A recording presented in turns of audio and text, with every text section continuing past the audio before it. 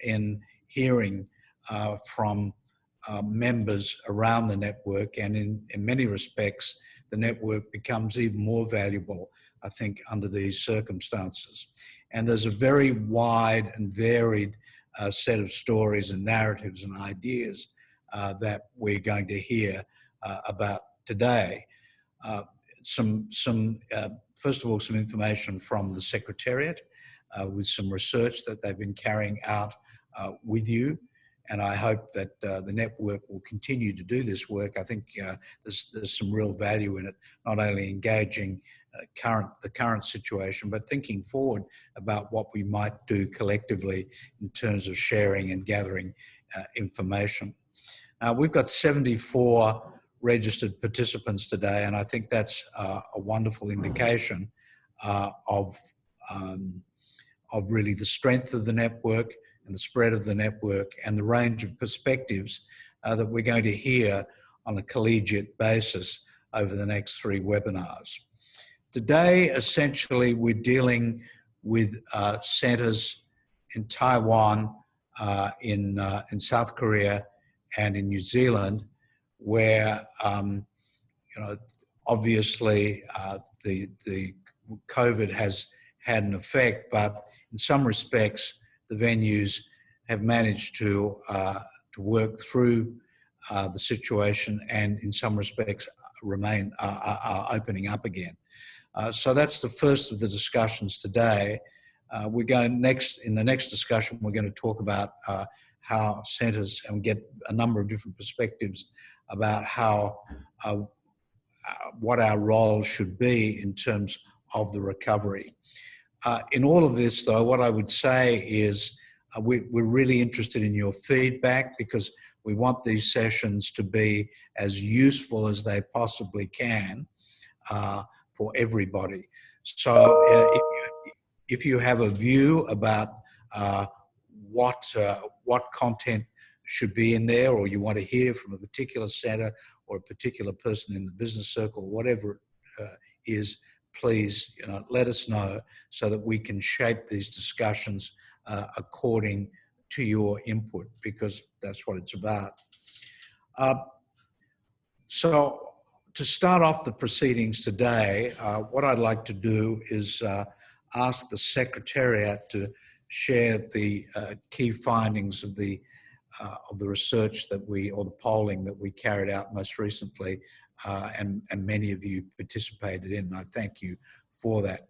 And while I'm at it, I guess I must also thank Rochelle and Jackie for the great work that they do as a Secretariat. So with that, Rochelle, I'll throw it over to you.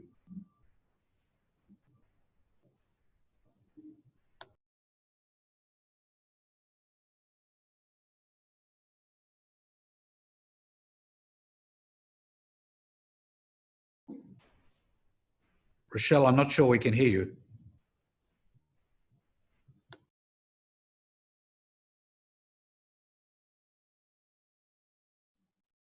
Sorry about that, found myself muted.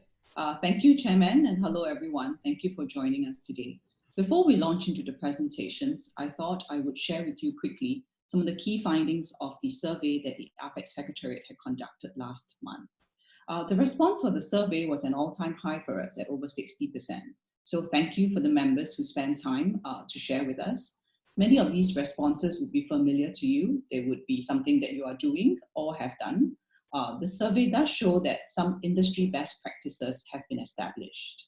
COVID-19 is the biggest crisis of our times, but it will not be the only pandemic we will face. So we hope that this overview will help you as you codify your responses into your business continuity plans, or consider them as new norms for your operations in the post-COVID-19 world. And lastly, take them also into consideration if you are looking to build new venues and spaces in the future. So I'll begin. Of the 33 members who responded, only 2 did not have to cancel or postpone any shows. 2/3 of us faced full or partial venue closures of about 3 to 6 months.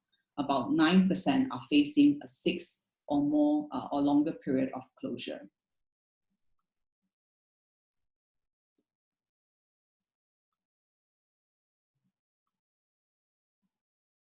In terms of our operations, more than 70% have implemented safety measures, including increased frequency of cleaning and disinfection, capacity limits, and contact tracing. Other measures include new house rules or guidelines for audiences, artists, cast and crew, and hirers.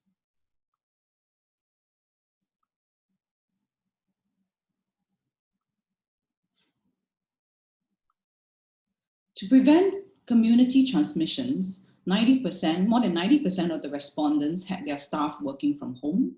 Other management-related responses included staggered working hours or split team arrangements, and reassigning roles and responsibilities to critical areas. During this crisis, many of our standard practices and policies were changed or updated, particularly in the areas of crisis management. About half of us have had to implement cost-saving measures. The top three were to manage cash flows, redeploy staff to critical areas, and reduce working hours. Unfortunately, about 9% had to retrench staff. Some centres had their budgets cut and had to freeze headcounts.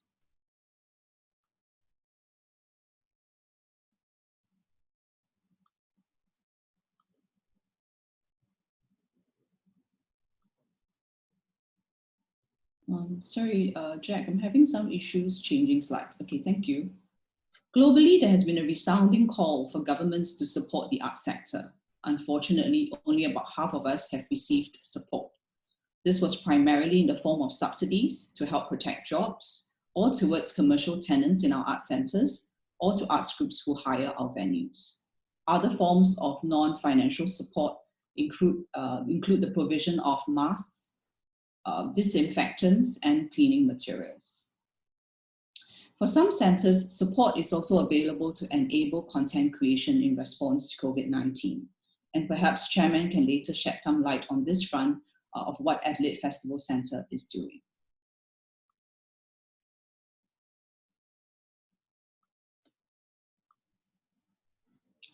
With most shows cancelled or postponed, I know this period is particularly frustrating for those who manage venues for hire. For centres who program, a majority were able to accelerate or intensify their digital initiatives and online content with live streaming events, social media campaigns, and releasing pre-recorded performances. Of the online content available, most were free and only 16% were able to monetize it. Specifically for venue hire, many of us offered flexible terms and support to allow postponement, partial or full refunds for cancellations, and some discounts to encourage venue usage and activities. Some centres offered complimentary use of the venues during lockdown. Others pegged the discount rate to the capacity limits for live audiences. We also asked members for suggestions on what they would like this series of virtual conversations to touch on.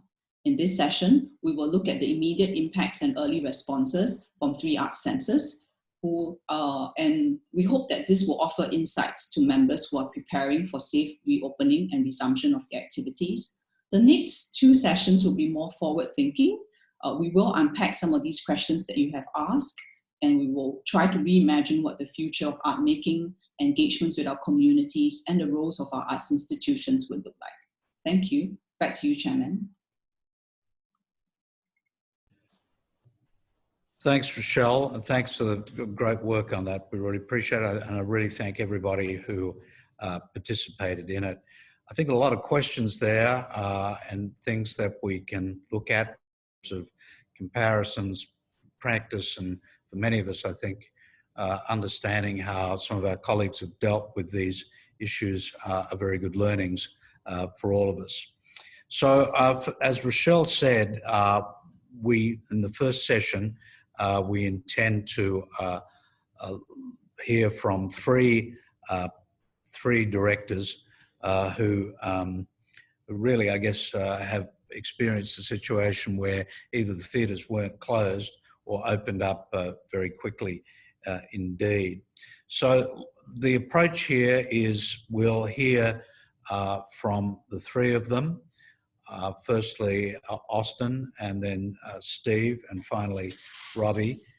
So they'll have a 5 minutes or so each just to flesh out the issues, to give you a sense of the issue of what they faced and how they dealt with it. And then at the end of it, we'll open it up for discussion through the text and through the chat mechanism. And I will do my best to direct all the questions that we can to the participants. And as we go through this, I do encourage you to think about some of the questions that perhaps you could that we could address in subsequent sessions. That would be great if you could do that. So in the first instance, and he needs no introduction, Austin Wang, who would have been our host this year, is doing a great job up there in Taipei, and we all look forward in due course to being in your centre, Austin. So the floor is yours, or the camera is yours. Well, thank you, Douglas. Hi, everyone. I'm Austin Wang without head. I hope you still will recognize me. First of all, I would like to send our deepest apology for not being able to host this year's APAC conference. Although Taiwan right now is fairly safe compared with the other areas, but then the traveling between countries still unknown. So we are terribly sorry for not being able to do that. So first of all, I would like to give a rough sketch about the situation which happened in Taiwan with the timeline.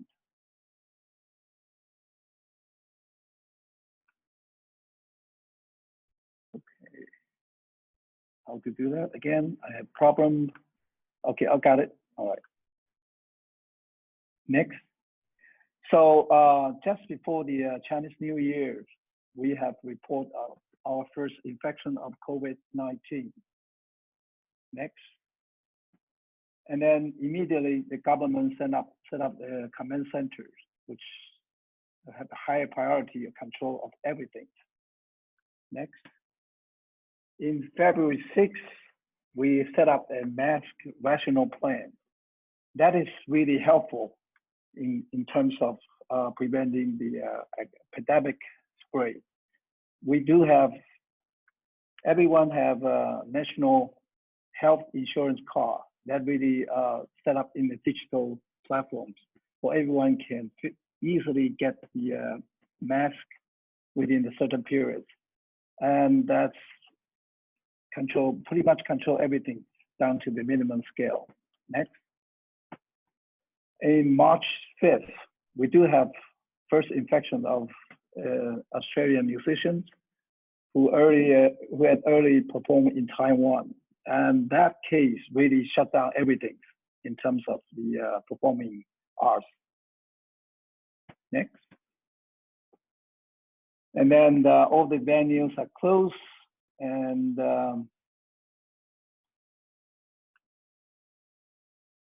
in March 25th, so the command center come up a rule of all events with a gathering above 100 people indoors and 500 people outdoors were advised to be canceled or postponed. That means unless you are sponsored by the government, for the private sector, it is unsafe and unreasonable to be able to perform the show as well. So next.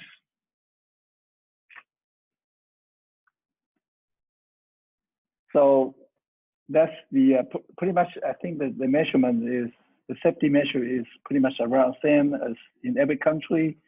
We do have temperature check, wash your hands, and the seating arrangement has to be above 1 point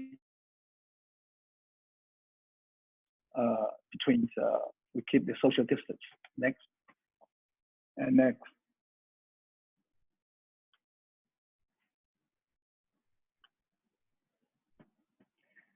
And then we are very safe during this period. So there's 0 infections. So in June 7th, the command center is sort of loosening up the control. So we do have right now, everything is back to sort of normal, and all theaters has to be able to sell tickets in full capacity. Next.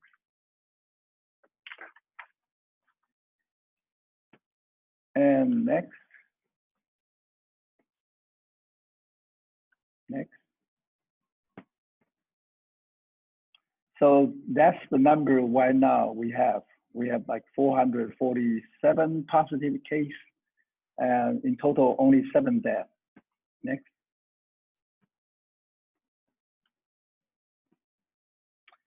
So we are sort of very lucky. We will be able to launch our festival.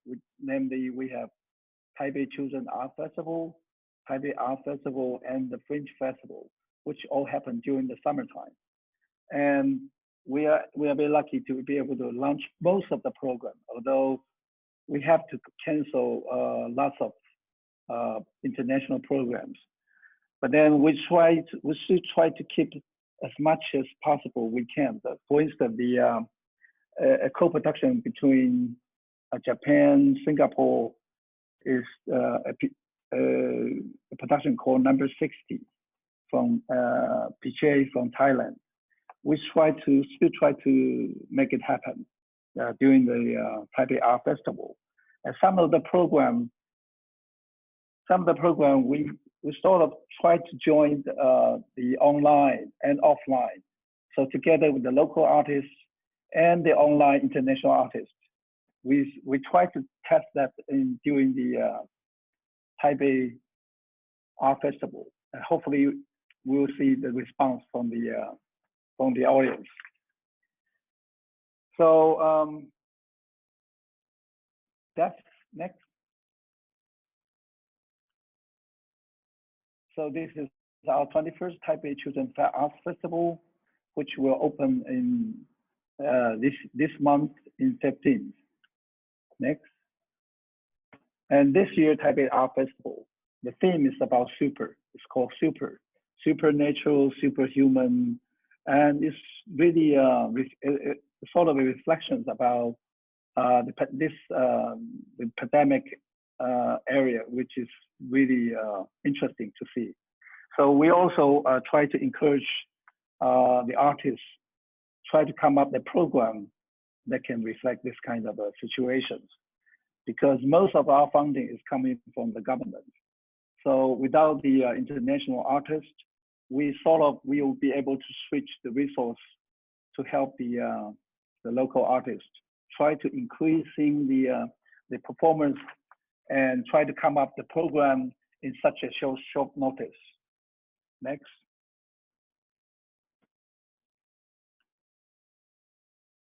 And again, the Taipei Fringe Festival, together with 125 groups, they were going to perform more than 500 performances spread around the Taipei city, which is a huge challenge for us because most of the theaters are so-called non-theater.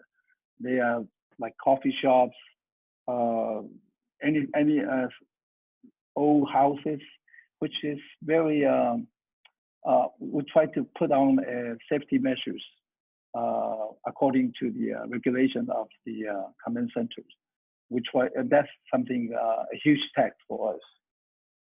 Next.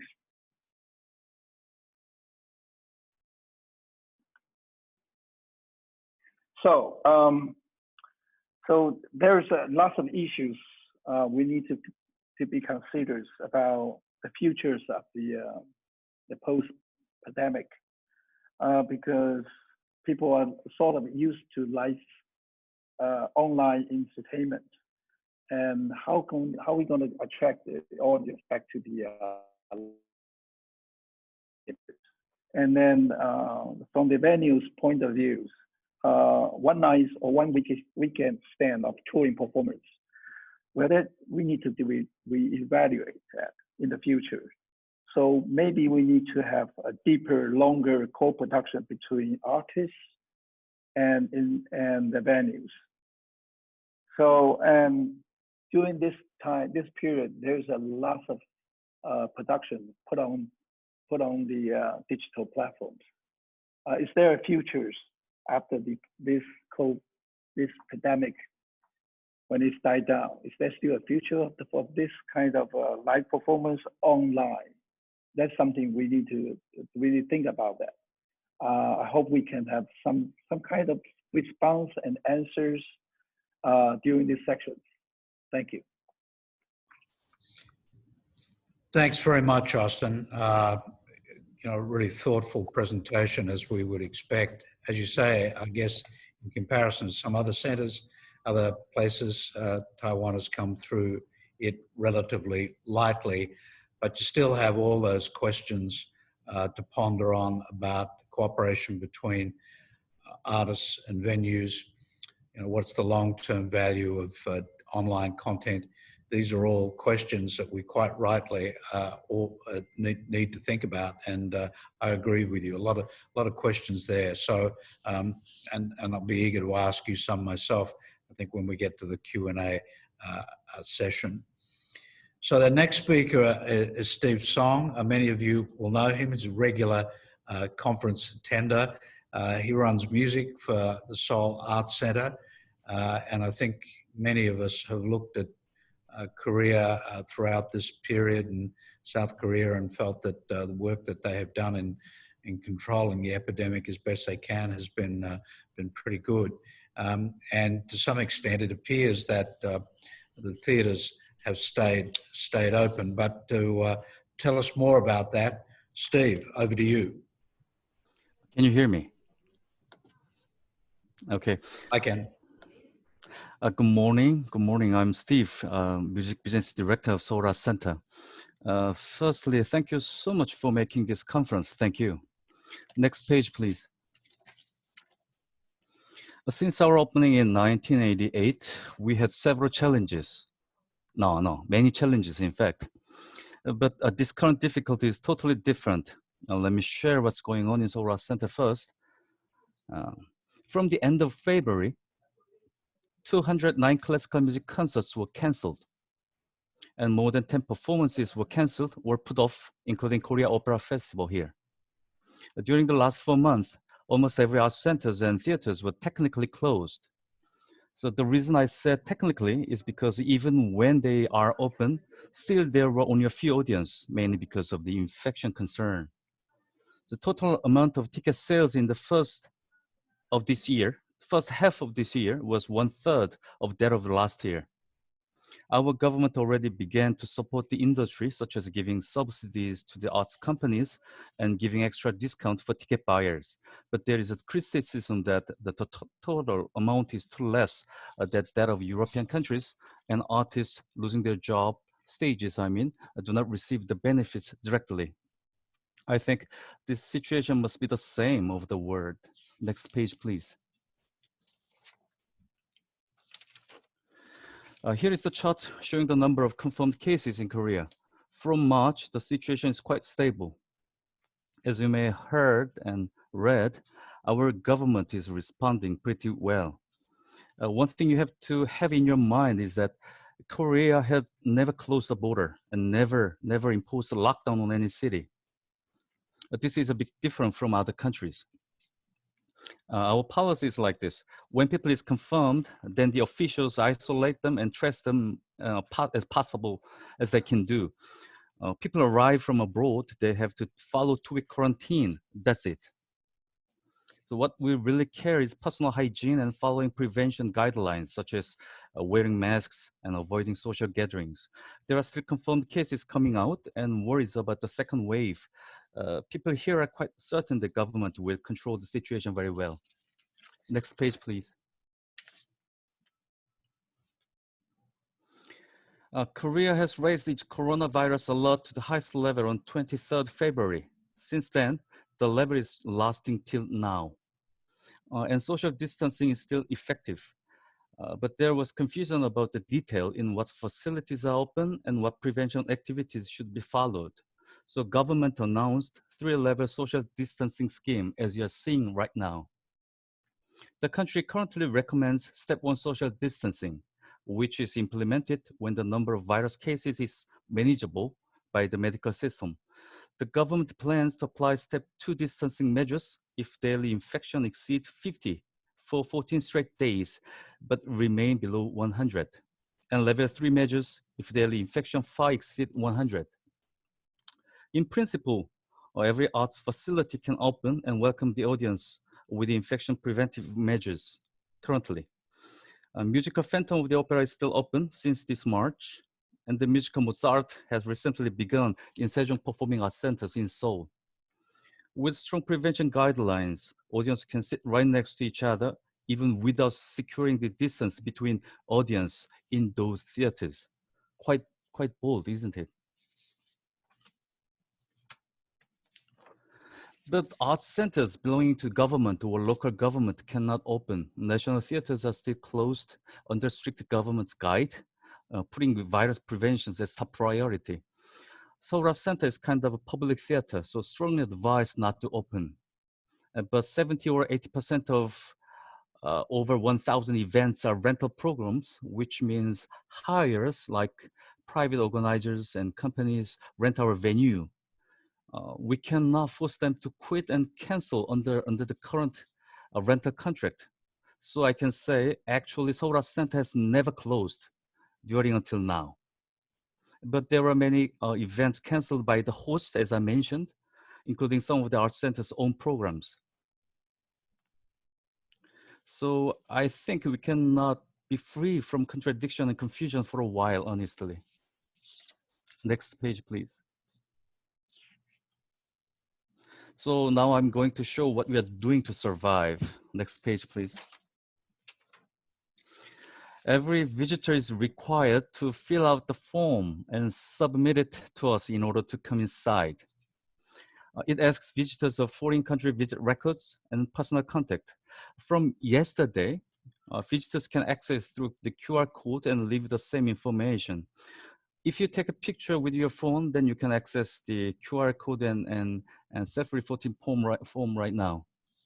Next page, please. Last month, we installed new gadgets to measure the visitor's temperature. It can detect several people and show the temperature at the same time. This thermometer prevents us from contacting visitors at the entrance. And this allows us to have audience more quickly in a more efficient way. You can see the temperature in green on my head. Next page, please. I want to show you the short footage which played in the lobby monitor for the audience. You can see our prevention measures easily. So let's take a look. Play, please.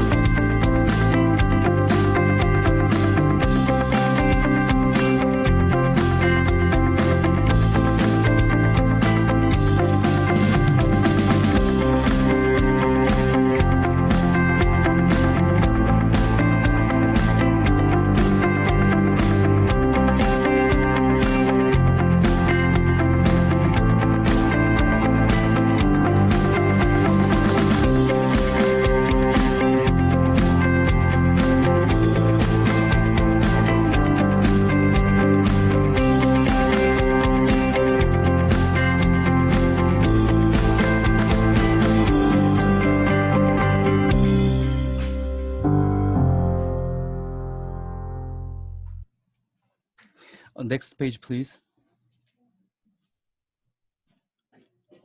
And this video is played in the backstage to give the guidance to the artist. Let's see. Please play.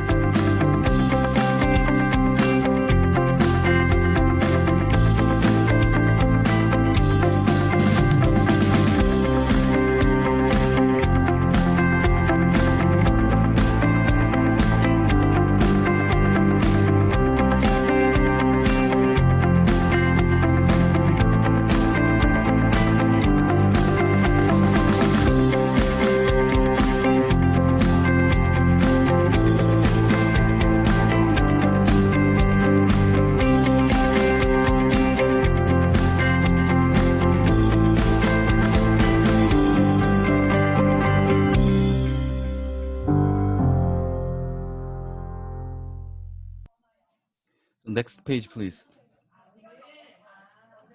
So under the pandemic, many arts events are replaced or modified with non-contact format. Streaming performance or concert became popular in such a short period. Personally, I still prefer sitting in the auditorium and enjoying the show with other audience next to myself. But I know we have to admit streaming performance is kind of new normal standard. So still there are many issues to discuss about it. Next page, please. Seoul Center launched the second screen projects back in 2013. We have 23 beautiful programs, including opera, ballet, drama, and classical music concerts, and they can be broadcasted anywhere. We assume that over 1 million had already seen them. Under this pandemic, we posted on YouTube. We posted our program on YouTube so that people can stream in April. If you have Korean Cultural Center in your city, you can request a streaming service and they can help arrange the dates for your people in the near future. Recently, a very interesting research came out here. According to the paper, people can't concentrate the performance video over 20 minutes. Audience seeing the computer screens or mobile phones are likely to be distracted. So we are giving a trial for alternatives. Next page, please. You can see the live chat on the screen. When we broadcast our shows on YouTube, our staff joins and answers to the participants. This works really well to keep the audience to stay and make the relationship or affection more strong. This picture was taken during the last month concert, which didn't have an audience in the seat. Actually, you can see Seoul Center's matinee concert live streaming right now. If interested, please visit YouTube and search Seoul Center. You can see it right now. You can chat with my staff as well. Next page, please. Let's see this short video first. Play for us. Thank you.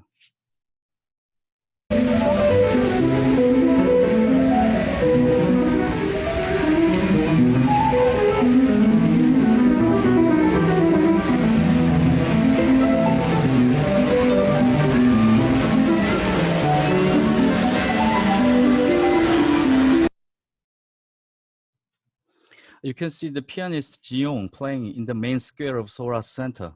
We tried a very interesting project. We filmed concerts solely for streaming through KakaoTalk and Melon Music, which are the most popular messenger service and music streaming platform in here. Pianist Jiyoung and violinist Jiashin joined us for the project. We inserted backstage sketch and edited with cross-cutting made in several different places. It will be on air on July 23rd. This project is meaningful because we try to avoid our reliance on YouTube and choose a messenger platform to reach further. Next page, please. Most of all, we need to see and welcome our real audience. As I mentioned in the beginning, musical Phantom of the Opera and Mozart are open and accept the audience even without any distancing between them. These performances can continue only because strong prevention measures followed, such as wearing masks all the time, symptoms and temperature measures strictly, and personal information secured by government during only 2 weeks. Many more theaters are trying to keep open with one empty seat between audience and strong disinfection procedures. Next page, please. Professionals suggest and discuss many agenda about the upcoming post-COVID era. Unfortunately, post-COVID era had already begun after the virus outbreak last year, I believe. I believe audience cannot be replaced by any, so we should think of smart way to meet them face-to-face and find another way of reducing the physical contact and reinforcing the quality of experience at the same time. I hope I can listen to your experience and find a better way, not only for Seoul Center, but also other organizations in Korea. We're gonna have the orchestra festival, which invite 14 local orchestras and present concerts for 14 days in a row in the end of July. Seoul Center is quite confident that we can go back to the old days in the near future, only following the very strict prevention guidelines. Because our centers are relatively safe. Next page, please. So I hope we can find a way, better way to go further under this pandemic situation. Thank you for your listening. Thank you, Steve. As always, lots of ideas, innovation, as we would expect, and well done. Lots of questions there, I must say, from my point of view, particularly about online content. I'm sure lots of other colleagues will have similar questions, but we'll get to that soon. Thank you for that presentation. I'd now like to introduce Robbie McRae from Auckland Live. He's the director there, and he's got a concert this evening, a big one. So, Robbie, to tell us more about that and how you've come through all of this, over to you. Kia ora. Good afternoon, everyone, or good morning, depending on where you are. Just go to the next slide, please. So we've been very fortunate in New Zealand with a reasonably small country, population of 5 million people, all uniting as one team against COVID-19 with our New Zealand government and our Prime Minister Jacinta, and with this big motto of being kind. Next slide, please. So back in the middle of March, we had the Book of Mormon musical in the Civic Theatre. We had the Auckland Arts Festival, a whole range of different performances right across our venues. We were really busy. But then we went to this really hard lockdown with the introduction of our COVID-19 prevention. Next slide. So on the 25th of March, we went right across the country into a total lockdown. All our venues were closed, all our shops were closed, everyone had to go home, everyone had to stay home. You could not leave your home unless you were going to go to either a supermarket or to a bank or for some medical advice, or you could go for short walks just in your local neighborhood. It was an amazing time, but for New Zealand, it certainly worked because we've now moved from our level 4 lockdown. We only had a short time at alert level 3 where things were restricted. Then we went to alert level 2, which was limited return to work. But at that stage, on the 13th of May, we could open our venues, but our capacities were reduced to just under 100 people. So we weren't really able to do very much. But then we did move quickly because we have at the moment no cases of community transmission within New Zealand. We were able to go to alert level 1, which for us is return to work for everyone, life goes back to normal, unrestricted venue capacity, so we can open all our venues. We have no social distancing to worry about because the only cases of COVID-19 in New Zealand are people who are arriving into the country from overseas, and everyone has to do 14 days compulsory government supervised quarantine. So a superb result. But of course, it does mean that our international borders are closed to everyone apart from returning New Zealand citizens and residents. And I think that's going to be in the case for quite some time. Although we are anticipating, hopefully by October, will be to open the border to Australia, as long as there's no community transmission in either country. So in a way, we need to wait for Australia to catch up with us. And but given the state of things in Melbourne, for example, it could take a little bit longer. Apart from that, we think it's unlikely the borders will open until early 2021, with some exceptions for some business-related travel. New Zealand's quite big in the international film industry, and we've been able to bring some film people in. They're filming new episodes of Avatar, I think. So we'll be able to get some people in and some artists in, but it's going to be a very, very difficult process.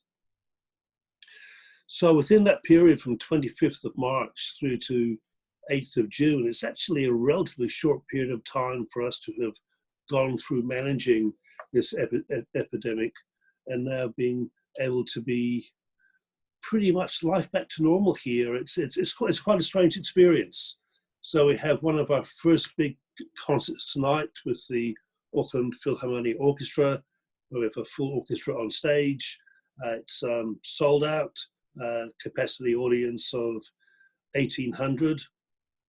And then we're working with other New Zealand artists, such as the Royal New Zealand Ballet, New Zealand Opera, our two orchestras. In terms of audiences coming back into the venues, people seem to be quite comfortable to come back into the venues because there still isn't any community transmission. There's no need for anyone to wear masks. There's still a lot of testing being done around the country. All the testing is coming back negative. And gee, if we could find a vaccine, that would be terrific as well too, because then we'll be able to go out and do different things. People have, within the country and during the lockdown period, one thing which was quite fun was people created their own arts projects at home. And a big one for communities, particularly in Auckland, was people had their teddy bears in the windows. So people taking the young kids out for walks who were a little bit frightened could actually look in people's windows and see teddy bears looking out at them. So I did have my own one as well too. So Teddy featured a lot in our staff communications when I recorded videos for staff at home. So he just wants to wave at you as well too. So we all had a bit of fun. I have to say it was an incredibly stressful time, I think for myself and for all the staff, because even though we're so fortunate now to get out of lockdown and everything pretty much back to normal, we did just have to wonder, will this last 6 months, 12 months, 18 months, what could happen? Financially, it's still very tough for us. Our revenues are forecast to be down 50% for this year. We're replacing some casual staff with full-time staff. So whilst we can be open, which is fabulous, we're still on quite a long road. Just go to the next slide, please. So this is all good news. We have a government package as well, $170 million has been announced for the industry. The slow out is fairly slow, as we're not quite sure how to apply for it and what the outcomes are going to be. I mentioned the impossibility of overseas content probably until early 2021. And then we're really planning on getting back to some kind of normality with international borders open, probably by April 2021. Next slide, please. So these are our challenges with our revenue down, our recruitment freeze. We've redeployed some staff to some of the other regional facilities, Auckland venues in the short term. We need our workforce to be flexible. Some people might be asked to do things they wouldn't normally do. They might be asked to do a front of house shift or do a shift backstage, and which I think is quite good for everyone as well too. And then next slide, please. But there's no travel. We're in New Zealand, we're lucky, but we can't go anywhere and no one can come and see us either. So we will miss seeing you in person for a while. I know we were all looking forward to being in Taiwan for the conference, but I think we're in New Zealand for a while, and it'll be a while before anyone can come and visit us. Next slide, please. So we have a saying in Maori, which is he waka e ka noa, which is we're all in this together. This could be taken very literally as being we're all in the same boat, but it actually doesn't quite translate that way. A waka canoe reflects a journey. So with us and all our staff, and I think all of you and everyone on the webinar today, is really we're all in this together. We rise together, fall together, work together, keep going together. And we're going to have a pretty great future. So thank you very much, and kia ora. Well, thank you, Robbie, for that optimism. That's really refreshing and good to hear. And I'm really glad you're having a great teddy bears picnic. That is, I love that. But clearly, a lot of questions there, I think, in terms of how we deal with staff, how we keep our organizations together, because the circumstances from a funding point of view, from a regulatory point of view, are different in many circumstances. And I guess we all have that issue of how we keep our organisation on the road through these circumstances, keep our connections with artists, and in many cases, I know right across the region, artists are really terribly affected by this, as many other people are in the community, but there simply isn't any work. And what is our role in terms of trying to help them to generate content in these particular circumstances? Anyway, so thank you for that, for each of you, for your brief description of your current circumstances and how you're dealing with it. It's much greatly appreciated. Now, I'm going to ask a question of each of our participants first up, and then I'm going to throw it over to the floor. So you'll see in your chat box that already the Secretariat has asked you for questions. So please do contribute. And if the question doesn't, if I'm not able to field it in this session, we will certainly take it on board for subsequent sessions, and indeed how we shape those subsequent sessions. But first, a question to Austin from me. So Austin, you've launched the Children's Festival, you've launched the Arts Festival. I wonder what public reaction was to that, and did you do any polling, online polling with your audiences before you went into the market? How did you handle that? Well, that's a good question. The Children's Festival will happen after the summer vacations started. So, but we are starting selling the tickets, and the tickets are all gone because people are sort of want to get back into the theaters because they're sort of sick and tired to stay at home.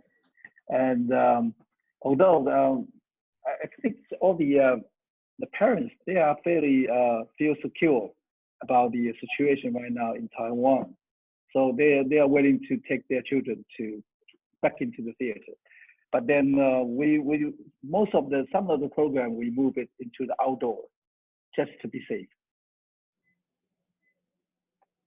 Thanks, Austin. If anybody's got further questions on that and polling with audiences, I think in particular there's a lot to understand about what our colleagues are doing.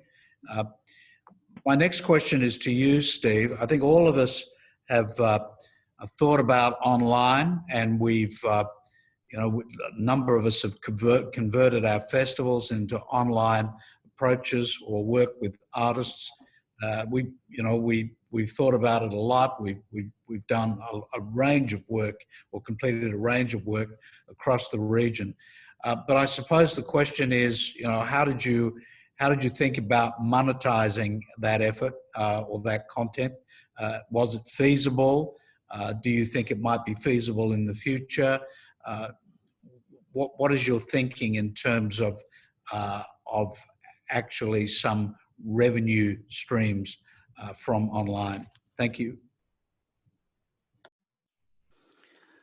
In here, the charging the audiences seeing the concerts or performance online is a big issue here, because filming and streaming the performances to the public doesn't make any revenue. It doesn't guarantee any revenue.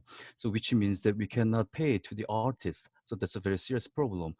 So we all here believe that the streaming the performance online is kind of a, short-term period answers to this pandemic situation. So we think that in the long term, it cannot last. So, the big companies like the Naver and Daum, the portal, the internet service platforms, they are making the systems which can charge and can be paid by the viewers for the performance, but it will take time. So until then, we have to wait, and we cannot make revenues. You know, as I told you personally, I prefer sitting in the auditorium and seeing the performance. I definitely I am. So I'm not happy with doing these online services to the audiences, but I have to admit that this pandemic situation, streaming the videos and performances, it should be the alternative way. We have to keep. Yes, we have to keep, even under, having the concerts and performances in a regular way. Still, then we have to wait to give our shows experiences online. So we are thinking of, making a new studio only for the streaming concerts. So it will take time, and it will need financial resources. So yes, online, broadcasting performances, it cannot be the absolute solution, I believe. Yeah, I think that's right. I know ourselves. We have a very big cabaret festival, and a very well-known Australian a media personality who was the artistic director, and all of it was cancelled. And so we had to think of a new way to package it up and make it bite-sized. So we went back to each of the artists who'd been contracted, and we said, give us one song on the theme of what good is it sitting alone in your room, which is a very cabaret thing, of course. And so it came out as a kind of 100 bite-sized, 100 bite-sized pieces, no more than about 3 minutes each. And then we rolled them out progressively over a 2-week period. And of course, we didn't charge for any of it, and we knew we couldn't. So our sole aim really was to keep in touch with our audience, provide some work for those artists, but really say to our audiences, look, we're still here. We still think this is important. We're thinking about you. A lot of it was interactive. And so in terms of engaging and keeping our audiences with us, it was really an important exercise for us. And I know a lot of you are doing it, because I've seen some of the great work that you've been doing online. But it's an area I think we'd certainly like to have, larger discussion. I think there are lots of good ideas, and there's some questions that have popped up here already, which I'll feed back to you in a minute. But to Robbie, can I ask, you were talking about trying to keep the organisation together, and so that you had to retask people. I'm sure all of us are facing those issues where, particularly if we are publicly owned, that some of our masters in treasury departments and so forth are saying, why are we paying you guys when your people are not doing anything? And you have to justify that, and you have to explain why. You can't just simply downsize, and then when this recovery starts, you haven't got anybody to really man the operation. So and it's very tough on morale, and I think we're all conscious of trying to make clear, not only to our own people, but also to our stakeholders, that we are important organisations, particularly in these current circumstances, even though, in fact, many of us can't actually conduct live performances. But Robbie, I'm interested in your approach to staff and that notion of keeping the organisation together through a difficult time. Yeah, you're very right, Douglas. When we are talking with funders, and government funders will say to us, "Well, this is all great. You're open again, but your forecast revenues for the year are 50% of what they were last year. Why hasn't your staff bill dropped by 50%?" and we need to explain the operating model most of us do have, where we actually have quite low overheads for our staff, and then we use casual staff as our variable cost, basically,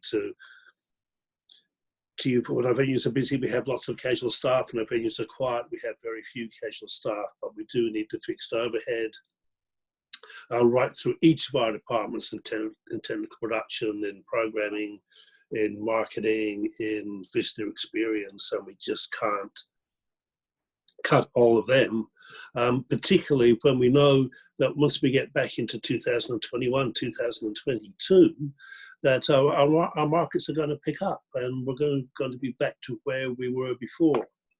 So for us, with putting a staff freeze on our permanent staff just means that everyone's going to have to be flexible. If people can't be flexible, then that's where things are going to have to get serious in terms of looking at the number of people we do have. We'd have to bring more casuals back in, our expenses go up. So flexibility is going to be the key for us. Most of our staff are right into it as well too. They understand that if they can work 4 days a week in their usual job and then work 1 day a week maybe in visitor experience or in housekeeping, or for us, shift out at the zoo or shift out in the art gallery, that will make the difference between being able to hold all our staff right now or having to look at the alternatives of reducing staff. So it's a very tough position to be in, but we know that we'll come out the other side, and very fortunately for us in New Zealand, coming out the other side is going to be much faster than we ever thought it was going to be. So again, we just have to be optimistic on the strong future. Let's use all the staff we have now. Let's keep everyone employed right now. And then as we ramp up the business over time, we'll be in the best position to re-employ a lot more of our casual staff.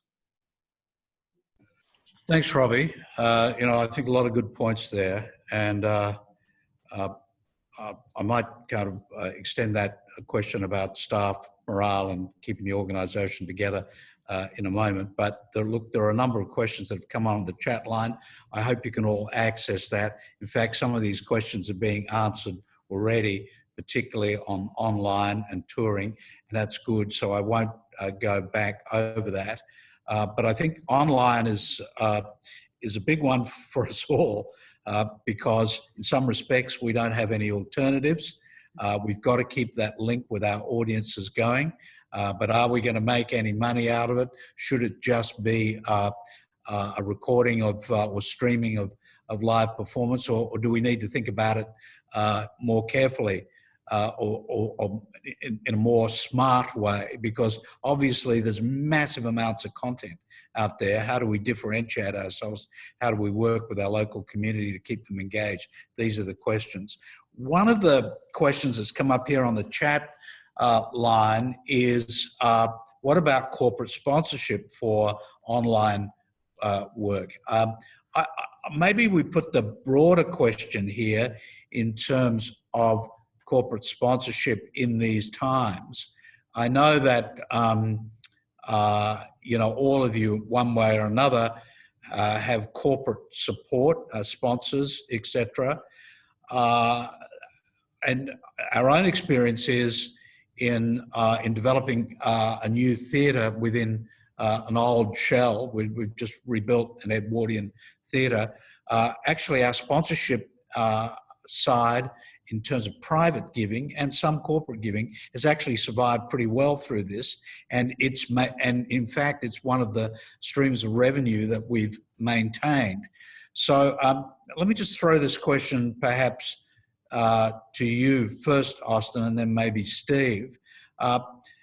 In terms of your corporate supporters, are they staying with you? Do you think they would convert that support into some online projects, Austin? We do lost a huge chunk of the corporate support because of the COVID-19. But then some of the business although they've been struck pretty badly, but still they are willing to chip in maybe 50% of the amount of the corporate funding. Still, they are still willing to help us go through this period, because we are still launch our festival, and then they all think this is good. It poses a positive signal to the society, and it helps bring them back all the business as well in the long run. So we'll still be able to get some funding from the corporate. But then in terms of live streaming, that's another issue, because the people, this kind of live streaming, the viewer has been down drastically throughout the year, these periods, because people want to have live feelings when they encounter the performers. And how to do that, how to we create that kind of live feeling, that is very big issue for all of us. I think we have to learn from the TV or cinema people. So we have to learn through how to talk the story through the camera, instead of just a live recording, which is quite boring, in my point of view. Thanks, Austin. I think that's an extremely good point. Steve, do you want to make any comment on this, the corporate side, please? Yes. Before giving my opinion, there is a very interesting issue about the corporate sponsorship under this pandemic. We have several corporate sponsors, and they give us some cash to host, the performances like classical music concerts. Actually, the monthly concerts mainly. We give the tickets to the corporates in return for the sponsorship. But under this pandemic, we have to secure the distance between audience. So, if we give 400 seats to the corporation, then we have to give off 800 seats. So when this happened in May, we were very perplexed. We were very confused, because there was left only a few tickets we can sell. So corporate sponsorships under this social distancing situation is very tricky, I think. Yes, we share this opinion with our corporate sponsors that if they can support us, if we stream the concert and performances sponsored by them online, and they are reluctant to joining in, because they're not sure. I believe they are not sure that they can expect any return from it, marketing effects and any effects and any result. I'm afraid that they can expect any. So if we go online with the performances sponsored by the corporations, then no, I believe that they will the sponsorship. They will stop it. Okay, that's a good summary. Thanks, Steve. We've got time for one more question. Unfortunately, I'm being told, and look. There is so much here to discuss, and again, we really welcome your feedback later on with the Secretariat, so that we can start to frame questions in subsequent sessions, which will be useful for everybody. I have a final question, really, and it's to do with how we work with artists, our local artists, in this current situation. I think many of us most of us are in the circumstances where we simply will have to focus strongly on our local artists, maybe national artists, and in some cases, artists in one city. So, and I know this is relevant for all of you, but let's just take the situation there, Robbie, with you down at the very extreme of the region, and pretty much now isolated from international travel. Could you just characterize how you've proactively worked with your artists to say, how are we going to create content, on what basis, and how are you, trying to protect the sector but work with it, and really, I suppose, take advantage of the fact that really you're not going to be able to present any international artists for a while. Yeah, we have a situation, and we've given this an awful lot of thought and talking with a whole range of local artists and companies who, like ourselves, have come out of a whole lockdown period of 3 to 4 months, and we can't just turn on the tap and say, right, we have an empty venue, get on stage and perform, because they're not match fit. They haven't performed with anyone for several months. So we've been giving them some space to be able to come match fit, to be able to rehearse together, to be able to come up with concepts. So over the next 2 to 3 months, we'll probably see the result of that. We're working with even some of our sort of professional amateur companies. We have a new production of Mary Poppins, which will be a pro-am version in October, but that's going to take them 3 months to be able to rehearse that in as well too.